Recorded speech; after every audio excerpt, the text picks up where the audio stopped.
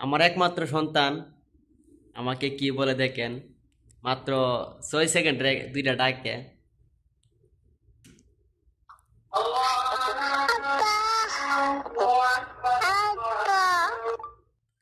তো প্রবাস লাইফটা হয়েছে এরকম, যারা ফ্যামিলি তো আইছে প্রবাসে, এই দূর প্রবাসে আমার মতন আমার ছেলেটাকে আমি খুব ছোট্টতে আমি এই দূর প্রবাসে পাড়ি দিছি, শুধু খালি ফ্যামিলির সুখের জন্য।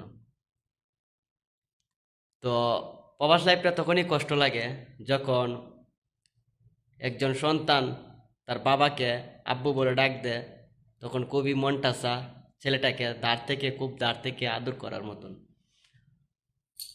তবে আমি খুবই অসুস্থ, আমার সন্তানের ডাকটা শুনে আমার ভিতরটা ভরে গেল।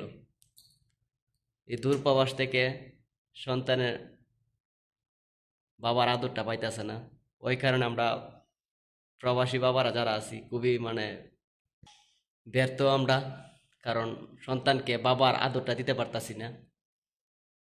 মা বাবার পরে হচ্ছে বিয়ের পরে সন্তান একটি, স্ত্রী একটি, হইছে আপনজন। সন্তানরা একজন মা বাবা যে কতটুক সন্তানকে ভালোবাসে, যারা সন্তানের বাবা হইছেন তারা বুঝতে পারেন যে মা বাবার কতটুক ভালোবাসা যায়। কারণ আমার সন্তান আমাকে দুইটা ডাক দিছে, দুইটা ডাকে আমার জন্য অনেক কিছু। তো সবাই আমার সন্তানের জন্য দোয়া করবেন, এবং আল্লাহ তাআলা সবসময় তাকে সুস্থ রাখে যেমন আমার সন্তানকে। আর প্রবাস লাইফটা অসুস্থর মাঝেও সন্তানের ডাকটা শুনে খুবই খুবই ভালো লাগলো, কারণ প্রবাসী তো ভাবলাম আপনাদের কাছে শেয়ার করি।